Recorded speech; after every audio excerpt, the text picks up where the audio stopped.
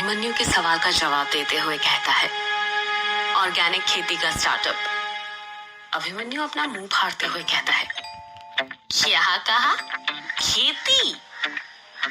खेती नहीं, ऑर्गेनिक खेती। दोनों में अंतर है। मैंने देखा है आजकल बड़े बड़े बिजनेसमैन अपना सब कुछ छोड़कर ऑर्गेनिक खेती कर रहे हैं, क्योंकि ये भी एक अच्छा बिजनेस है और मुझे यकीन है कि मैं भी कर सकता हूँ और इसे एक अच्छा स्टार्टअप बना सकता हूँ। हाँ, ये सब पता है मुझे, पर तू ये बता, तुझे खेती करनी आती भी है क्या? आती तो नहीं है, पर हाँ, सीख जाऊंगा। वो कैसे? यार, आजकल YouTube ना सब सिखा देता है। लाइव सेशन भी होते हैं और वैसे भी इंटरनेट सिर्फ व्हाट्सएप, इंस्टाग्राम, फेसबुक यूज करने के लिए नहीं है, समझा? चल, ये भी ठीक है, पर तू खेती करेगा कहाँ? तेरे पास जमीन भी है खेती करने के लिए? अभिमन्यु, तू अंधा है क्या? तूने ग्रेवयार्ड कोठी के बाहर जो 2 हेक्टेयर जमीन खाली है वो देखी नहीं क्या आज तक? बेटा, वो जमीन नहीं, कब्रिस्तान है। तू शायद भूल रहा है कि तेरी एक ग्रेवयार्ड कोठी कब्रिस्तान के ऊपर बनी है। तू कब्रिस्तान के ऊपर खेती करना चाहता है? यार अभिमन्यु, तू कैसी बातें कर रहा है यार? कोई 2 हेक्टेयर में कब्रिस्तान बनाता है क्या? हो सकता है बस ये कोठी कब्रिस्तान के ऊपर बनी हो, बाकी जगह ठीक हो। और एक बात बता, तू मेरा दोस्त है ना, तो तुझे तो मुझे मोटिवेट करना चाहिए खेती करने के लिए कि मैं कुछ नया करने जा रहा हूँ। इससे एम्प्लॉयमेंट भी बढ़ेगा और देश की तरक्की भी होगी। तो मुझे इतना डीमोटिवेट क्यों कर रहा है? अभिमन्यु को अपनी गलती समझ आ जाती है और वो कहता है, सॉरी यार, मैं भूल गया था कि इंसान को नौकरी करने के लिए नहीं बल्कि नौकरी देने के काबिल बनना चाहिए। तेरे इस काम में मैं पूरी तरह तेरे साथ हूँ। बस तू एक आवाज लगाना कि क्या मदद चाहिए तुझे और मैं झट से हाजिर हो जाऊंगा। शुक्रिया यार, जब तेरे जैसा दोस्त मेरे साथ है तो कोई भी चुनौती ना मुझे रोक नहीं सकती। तो फिर काम शुरू करें? कैसा काम? युग अपने चारों तरफ देखते हुए कहता है, यार तू फिर भूल गया? कल रात में मैंने कहा था ना कि सुबह उठते से पहला काम ये करेंगे कि हवेली की सफाई करेंगे। दिख नहीं रहा कितनी धूल है यहाँ पर? हाँ यार, बात तो तेरी बिल्कुल सही है, पर तू खुद देख कितनी बड़ी हवेली है। अगर हम दोनों 2 दिन तक भी लगातार सफाई करते रहे ना, तब भी पूरी धूल साफ नहीं होने वाली। तो फिर क्या करे? तू चाहता है ऐसे ही धूल रहने दे, सफाई ना करे? अरे मेरे कहने का ये मतलब नहीं था भाई। तो फिर क्या मतलब था तेरे कहने का? मेरा मतलब था कि किसी को मदद के लिए बुला लेते हैं। 2-3 लोग रहेंगे तो जल्दी हो जाएगी सफाई। किसको बुलाएंगे? कौन आना चाहेगा ग्रेवयार्ड कोठी में? यार तू भूल रहा है, अपने पुराने यार ना अभी भी इसी गांव में है। मैं उसे फोन करता हूँ। उससे किसे? कछुए को यार। युग कुछ याद करते हुए कहता है, ये तो वही कछुए की बात तो नहीं कर रहा जिसका असली नाम कछेंद्र था और वो सब काम धीरे धीरे करता था, इसलिए हमने उसका नाम कछुआ रख दिया था ना? हाँ, मैं उसी की बात कर रहा हूँ। क्या ये अभी भी स्लो है बचपन की तरह? जब तू मिलेगा ना तब खुद देख लेना। इतना कहकर अभिमन्यु अपना मोबाइल निकालता है और कछुए को फोन करने लग जाता है। अभिमन्यु फोन पर बातें करते हुए कहता है, हाँ कछुए, कहाँ पर है तू? फोन के अंदर से कछुए की आवाज आती है, वो अभिमन्यु, मैं किश्नोई नदी पर हूँ। तो सुबह सुबह किश्नोई नदी पर क्या कर रहा है? तेरे घर में शौचालय नहीं बना है क्या, जो सुबह सुबह हल्का होने नदी पर चले गया? यार अभिमन्यु देख, मैं अभी ना तेरे साथ मजाक करने के मूड में ना बिल्कुल नहीं हूँ। यार तेरा दिमाग सुबह सुबह इतना गर्म क्यों है? क्या हुआ? यार यहाँ पर किश्नोई नदी में एक बहुत बड़ा कांड हो गया है। क्या कहा? किश्नोई नदी में कांड हो गया है? पर क्या? यार तू खुद आकर देख ले, मेरे तो खुद कुछ समझ में नहीं आ रहा है कि ये सब कैसे हो गया। इतना कहकर दूसरे साइड से फोन कट हो जाता है। अभिमन्यु बात करते हुए कहता है, हेलो, अरे हेलो, क्या हुआ ये तो बता दे। जैसे ही फोन कट होता है, युग अभिमन्यु से पूछता है, क्या हुआ? तेरे चेहरे पर 12 क्यों बज रहे हैं? यार किश्नोई नदी पर एक कांड हो गया है। कांड हो गया है? पर क्या? पता नहीं यार, पर मुझे डर लग रहा है। डर लग रहा है? पर क्यों? क्योंकि यार कल रात अपन दोनों ही किश्नोई नदी पर थे। कहीं हम दोनों के जाने के बाद यक्षिणी ने किसी को अपना शिकार तो नहीं बना लिया? युग अभिमन्यु पर चिढ़ते हुए कहता है। यार अभिमन्यु, तू फिर शुरू हो गया। तेरी कहानी यक्षिणी पर ही शुरू और यक्षिणी पर ही खत्म क्यों होती है? ये भी तो हो सकता है कि नदी पर कुछ और हुआ हो। यार युग, तो फिर तू ही बता, वहां पर क्या हुआ होगा? वो तो अब वहीं जाकर पता चलेगा ना। चल फिर। युग और अभिमन्यु किश्नोई नदी जाने के लिए निकलने लग जाते हैं। वो दोनों ग्रेवयार्ड कोठी के दरवाजे तक पहुंचे ही थे कि तभी अभिमन्यु की नजर दरवाजे के बगल में रखी 2 काली छतरी पर पड़ती है। अभिमन्यु युग से कहता है, एक काम कर युग, ये छतरी भी रख ले। छतरी? पर क्यों? मैंने खिड़की से बाहर देखा था, मौसम खुला हुआ है, मुझे नहीं लगता कि बारिश होगी। यार मैंने जितना कहा है ना, अभी बस उतना ही कर, कोई भी सवाल मत कर, समझा? हाँ ठीक है। अभिमन्यु के कहने पर युग छतरी पकड़ लेता है और वो दोनों किश्नोई नदी जाने के लिए निकल जाते हैं। जब वो किश्नोई नदी पर पहुंचते हैं तो देखते हैं कि नदी पर बहुत सारी भीड़ जमा थी। ऐसा लग रहा था कि सारे गांव के लोग वहीं पर इकट्ठा हो गए थे। भीड़ में अभिमन्यु कछुए को ढूंढने लग जाता है। अभिमन्यु अपना सिर खुजाते हुए कहता है, यार इतनी भीड़ में कछुए को कैसे ढूंढे? एक तो उसकी छोटी सी हाइट, ऊपर से दुबला पतला, पता नहीं कहां पर फंस कर बैठा होगा इस भीड़ में।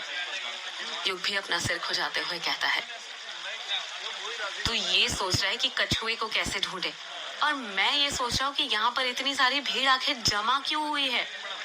जितना मुझे लगता है गांव के मेले में भी इतनी सारी भीड़ नहीं जमा होती होगी। हाँ सही कहा, मैं भी जब से गांव में आया हूँ ना, पहली बार इतने लोगों को एक साथ देख रहा हूँ। मेरे समझ में नहीं आ रहा कि यहाँ पर हो क्या रहा है। चल थोड़ा पास चलकर देखते हैं कि क्या हुआ है, शायद कुछ पता चल जाए। युग और अभिमन्यु भीड़ के अंदर घुसने लग जाते हैं। वो दोनों अभी 1-2 कदम ही चले थे कि उन्हें कछुआ दिख जाता है। अभिमन्यु युग से कहता है, यार वो देख कछुआ। कहाँ पर यार? अभिमन्यु अपने राइट हैंड से सामने की ओर इशारा करते हुए कहता है, अरे वो देखना सामने। कहाँ यार? मुझे तो नहीं दिख रहा है, तुझे कहाँ दिख गया? अभिमन्यु कछुए को आवाज लगाते हुए कहता है, कछुए, ओ कछुए। अभिमन्यु के करीब 20-25 कदम दूर पर ही एक दुबला पतला लड़का खड़ा हुआ था, जो काली बनियान पहना हुआ था, रंग काला, छोटे छोटे बाल। वो लड़का अभिमन्यु को देख लेता है और धीरे धीरे कहता है, अरे अभिमन्यु, तू आ गया? अभिमन्यु कछुए को बुलाते हुए कहता है, हाँ आ गया, जरा यहाँ पर तो आ। कछुआ धीरे धीरे भीड़ को हटाते हुए अभिमन्यु के पास जाने लग जाता है। कछुआ इतने धीरे चल रहा था कि उसको देखकर ऐसा लग रहा था कि वो करीब आधे घंटे में अभिमन्यु के पास पहुंचेगा। युग अपने सिर पर हाथ रखते हुए कहता है, यार ये तो अभी तक बचपन की तरह स्लो ही है। एक काम करते हैं, हम ही इसके पास चलते हैं, वरना ये तो कल तक यहाँ पहुंचेगा। हाँ हाँ चल। युग और अभिमन्यु कछुए के पास चले जाते हैं। कछुआ युग को घूरते हुए कहता है, ये किसे ले आया अपने साथ? ये है कौन?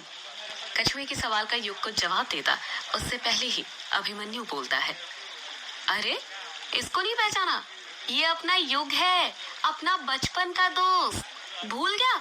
यही तो तुझे टीचर से मार खाने से बचाता था। कछुआ कुछ याद करते हुए कहता है, अच्छा ये युग है, ये कब आया? अभिमन्यु कछुए की बात को काटते हुए कहता है, ये सब मैं बाद में बताता हूँ, पहले तू मुझे ये बता कि यहाँ पर हुआ क्या है, इतनी सारी भीड़ क्यों जमा है? कछुआ अभिमन्यु का हाथ पकड़ते हुए कहता है, यार मैं नहीं बता सकता, क्योंकि तुझे पता है मेरा दिल बहुत कमजोर है, तू खुद चलकर देख ले कि क्या हुआ है। कछुआ युग और अभिमन्यु का हाथ पकड़ता है और भीड़ को साइड हटाते हुए उन्हें नदी के किनारे पर ले जाने लगता है। जब वो नदी के किनारे पर पहुंचते हैं तो वहां का नजारा देखकर युग और अभिमन्यु की आंखें फटी की फटी रह जाती है। नदी के किनारे पर करीब 30-40 कौवे मरे पड़े थे। युग हैरानी के साथ कहता है, ये क्या, इतने सारे कौवों की मौत कैसे हो गई? अभिमन्यु कौवों को देखकर इतना परेशान हो गया था कि कुछ नहीं बोल पा रहा था। कछुआ मरे हुए कौवों को देखते हुए कहता है, वही तो युग, तुझे पता है कुछ सालों से हमारे गांव में एक भी कौवा नजर नहीं आ रहा था, और आज दिखे भी तो वो भी इतने सारे, वो भी ऐसी हालत में, मरे हुए। उन तीनों के पास कुछ आदमी खड़े हुए थे जो आपस में बातें कर रहे थे। पहला आदमी कहता है, उन्हीं आऊ दैछिन उसले संकेत करे कोच, मृत्यु के खेल शुरू भय कोच। दूसरा आदमी कहता है, तपाही सनी हुनु हुंझुनी आऊ दैछिन, ये मृत्यु को पहिलो चिन्ह हुनु हुंज। युग हैरानी के साथ कहता है, ये लोग आपस में क्या बातें कर रहे हैं? अभिमन्यु युग के सवाल का जवाब देते हुए कहता है, ये लोग आपस में नेपाली में बात कर रहे हैं। तुझे तो पता है हमारे मेघालय में नेपाली, बंगाली, खासी, असामिया, सिलेहटी, बोडो, बियाट, प्रार और हंजोक भाषाएं बोली जाती है। युग अभिमन्यु पर चिढ़ते हुए कहता है, यार मैंने तुझसे ना मेघालय की भाषा का इतिहास नहीं पूछा है, मैं ये जानना चाहता हूँ कि ये आदमी आपस में क्या बातें कर रहे हैं। तुझे पता है ना मुझे नेपाली नहीं आती। हाँ बता रहा हूँ ना, चिढ़ क्यों रहा है? ये लोग आपस में बात कर रहे हैं कि वो आने वाली है, उसने संकेत दे दिया है, मौत का खेल शुरू हो गया है, ये मौत का पहला संकेत है। युग हैरानी के साथ कहता है, ये लोग किसकी बातें कर रहे हैं? कौन आने वाली है और उसने क्या संकेत दिया है? कछुआ धीरे से कहता है, यक्षिणी, युग यक्षिणी आने वाली है, ये उसी ने मौत का संकेत दिया है। युग कुछ रिएक्शन देता उससे पहले ही अभिमन्यु कुछ सोचते हुए कहता है, युग मुझे लग रहा है ये सब हमारे कारण हो रहा है। हमारे कारण? पर कैसे? यह देख, कल रात ही हम दोनों ने ग्रेवयार्ड कोठी का दरवाजा खोला और फिर सुबह होते ही इतने सारे कौवों का मरना, ये कोई इत्तेफाक नहीं हो सकता। आज से पहले ऐसा कभी नहीं हुआ। कछुआ अपना मुंह फाड़ते हुए कहता है, क्या कहा? तुम दोनों ने ग्रेवयार्ड कोठी का दरवाजा खोला? पर क्यों? तुम्हें पता नहीं है क्या, ग्रेवयार्ड कोठी यक्षिणी का दूसरा ठिकाना है। अब वो किसी को नहीं छोड़ेगी, सब मर्दों को अपना शिकार बनाएगी। युग कछुए को समझाते हुए कहता है, यार कछुए, ऐसा कुछ नहीं है, मैं बताता हूँ ये कौवे कैसे मरे। कल रात ना ये अभिमन्यु अपने साथ एक डिवाइस लाया था, उसमें से आवाजें आ रही थी। हो सकता है वही आवाजें वो सह नहीं पाए और उनकी डेथ हो गई हो। तुझे तो पता ही होगा कि इन पक्षियों पर मोबाइल की वेव का कितना असर पड़ता है। अभिमन्यु कहता है, यार युग, अब तो सारा इल्जाम मेरे इलेक्ट्रोमैग्नेटिक डिवाइस के ऊपर मत लगा, समझा? चल, तेरे लिए मैं मान भी लेता हूँ कि ये कौवे मेरे डिवाइस की आवाज से मरे, पर तू बता, सिर्फ कौवे ही क्यों मरे? और कोई पशु पक्षी भी तो मर सकते थे। जरा गौर से देख, यहाँ पर जितने भी शव है सब कौवों के हैं। अभिमन्यु की बात सुनकर युग चुप हो जाता है, क्योंकि उसके पास उसके सवाल का कुछ जवाब नहीं था। अभिमन्यु अपनी बात को आगे जारी रखते हुए कहता है, ये संकेत है युग, मौत आने के पहले का। तुझे कौवों के बारे में नहीं पता क्या? क्या नहीं पता? यही कि हमारे हिंदू शास्त्रों में कौवे को यमराज का दूत कहा गया है। ऐसी मान्यता है कि कौवा यमलोक में जाकर पृथ्वीवासियों के विषय में चित्रगुप्त जी को सूचित करता है। यानी कौवा ही व्यक्ति के जिंदगी में किए गए लेखे जोखे का हिसाब रखता है। परंतु शगुन शास्त्र के अनुसार कौवा मात्र यमलोक में ही नहीं, बल्कि हम इंसानों को भी धरती पर संकेत देकर हमारे आने वाले कल की भविष्यवाणी करता है। और इतने सारे कौवों की मौत संकेत है कि जल्द गांव में बहुत सी मौतें होने वाली है। कछुआ भी अभिमन्यु का साथ देते हुए कहता है, हाँ योगी, अभिमन्यु बिल्कुल ठीक कहता है। मेरी दादी बताती है कि पुराने समय में ये परंपरा थी कि अगर किसी के सिर पर कौवा बैठ जाए और चोंच मार दे तो जरूर कुछ बुरा होने वाला होता है। आने वाली मुसीबत से बचने के लिए वो इंसान अपने रिश्तेदार को झूठा पत्र लिखकर अपनी मौत की जानकारी देता था। क्या? पर क्यों? वो इसलिए क्योंकि मौत की झूठी खबर सुनकर उसके परिजन उसकी मौत का शोक करते थे और फिर उसी दिन दूसरा पत्र भेजा जाता था कि ये एक झूठी खबर थी। लिखते थे कि उसके सिर पर कौवा बैठ गया था। मान्यता है कि झूठी खबर उड़ाने से कौवे द्वारा लाया गया संकट दूर हो जाता है। युग अभिमन्यु और कछुए की बात को नकारते हुए कहता है, अगर तुम दोनों को ये सब पता है तो क्या ये नहीं पता कि काकभुशुंडी श्री राम जी के परम भक्त थे? उन्हें इच्छा मृत्यु का वरदान भी प्राप्त था। आज के जमाने में कौवों को काकभुशुंडी का ही प्रतिरूप माना जाता है। माना ये मान्यता है कि यदि कौवा किसी के सिर पर बैठकर चोंच मार दे तो अशुभ होता है, पर ये भी मान्यता है कि कौवा सिर्फ आपके सिर पर बैठे तो परम शुभ होता है। अब तुम दोनों ही बताओ, हम कैसे पता लगाए कि कौवा हमारे सिर पर सिर्फ बैठा था या उसने चोंच मारी होगी?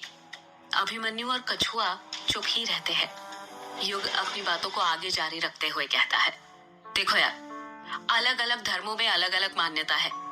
किसी के धर्म में कौवे का दिखना शुभ माना जाता है तो किसी में अशुभ, और किसी धर्म में तो कुछ फर्क ही नहीं पड़ता, क्योंकि वो सब ये चीजें मानते ही नहीं। और मैं भी नहीं मानता। ये सब सिर्फ अंधविश्वास है और कुछ नहीं, समझे तुम दोनों? कछुआ डरते हुए कहता है, यार तुझे नहीं मानना तो मत मान, पर तुम दोनों ने ठीक नहीं किया ग्रेवयार्ड कोठी का दरवाजा खोलकर। तुम्हें पता भी है ग्रेवयार्ड कोठी का दरवाजा बंद करने के लिए कितने लोगों ने अपनी जान दी थी? युग चौंकते हुए कहता है, क्या कहा?